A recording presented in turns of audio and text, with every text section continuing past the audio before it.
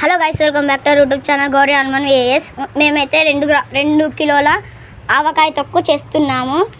ముందుగా నీళ్ళల్లోకి మామిడికాయలు తీసుకొని వాటిని నీటిలో చూపించినట్లుగా మామిడికాయ వక్కలు చేసుకోండి. చేసుకున్న తర్వాత కొలతలు కొద్ది 2 కేజీల మామిడికాయ వక్కల్ని అందులోకి వేసుకోండి. తర్వాత వాటిని పక్కకు పెట్టేసేయండి. 250 గ్రాముల ఆవాలు వేయించుకోండి. అవి కూడా మంచిగా వేయించుకోండి. వేయించుకున్న తర్వాత వాటిని ఒక గిన్నెలోకి అయితే తీసుకోండి. తర్వాత 100 గ్రాముల జీలకర్ర, వాటిని కూడా వేయించుకొని ఒక గిన్నెలోకి అయితే తీసుకోండి. తర్వాత 50 గ్రాముల మెంతులు, ఇవన్నిటిని తీసుకోండి. తర్వాత టేస్టీ గోల్డ్ పల్లి నూనె, దీన్ని ఒక గిన్నెలోకి అయితే సర్వ్ చేసుకోండి. సర్వ్ చేసుకున్న తర్వాత ఆ మామిడికాయలోకి కొంచెం వేసుకొని చూపించినట్లుగా కలుపుకోండి. ఇప్పుడు చూపిస్తాం చూడండి. చూపించినట్లు కొంచెమే వేసుకోండి, అంతా వేసుకోవద్దు. చూడండి, అట్లా కలపాలి మంచిగా ముక్కకు పట్టేలాగా. తర్వాత మిగిలిన ఆయిల్ మొత్తాన్ని ఒక కడాయిలోకి తీసుకోండి. కొంచెం లో ఫ్లేమ్లో పెట్టండి గ్యాస్ని. అందులో ముందుగా మనమైతే దొడ్డు ఉప్పునైతే తీసుకోవాలి. అల్లం వెల్లుల్లి పేస్ట్ కొంచెం వేసుకొని మంచిగా కలుపుకోండి.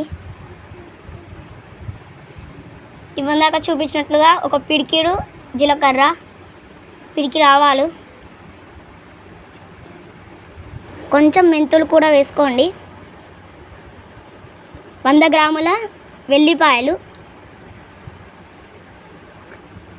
మేమైతే అందాజ కొంత వేస్తున్నాము. వేసుకున్న తర్వాత ఇప్పటి దొడ్డుప్పు వాటిని గ్లాస్‌న్నర ఒక బౌల్లోకి తీసుకొని గ్రైండ్ చేసుకోండి.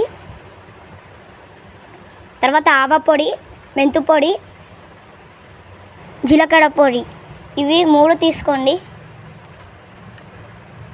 తర్వాత ఇప్పటి మామిడికాయల్లోకి పసుపు వేసుకోండి చూపించినట్లుగా. పసుపు వేసుకున్న తర్వాత కొలిచి పెట్టుకున్న ఉప్పు కూడా వేసుకోండి. తర్వాత ఆవ పొడి,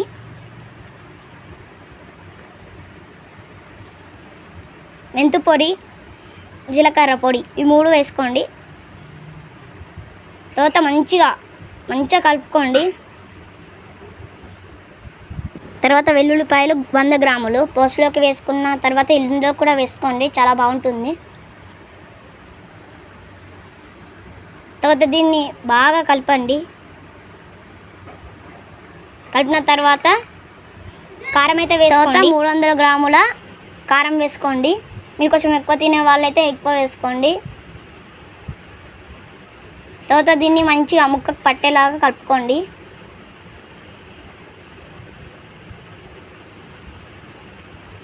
అలా కలుపుకున్న తర్వాత ఇవన్నాక పోసుకేసిన నూనె అది చల్లారిన తర్వాత అందులోకి పోసుకోండి.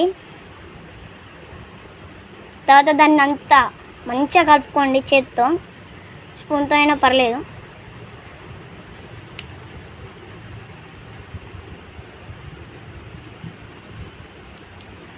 చూడండి, ఈ వీడియో పైన మంచి సపోర్ట్ అయితే నువ్వుల ఆవకాయ చేస్తుంది మా మమ్మీ. దయచేసి మంచి సపోర్ట్ ఇవ్వండి. చూడండి, ముక్కకి మంచిగా పట్టింది మసాలాలు, ఎంత మంచిగా పట్టిందో చూడండి. తర్వాత దీన్ని అయితే 2 రోజుల వరకు మాగాలి. తర్వాత వాటిని అయితే 2 రోజుల వరకు మాగబెట్టండి.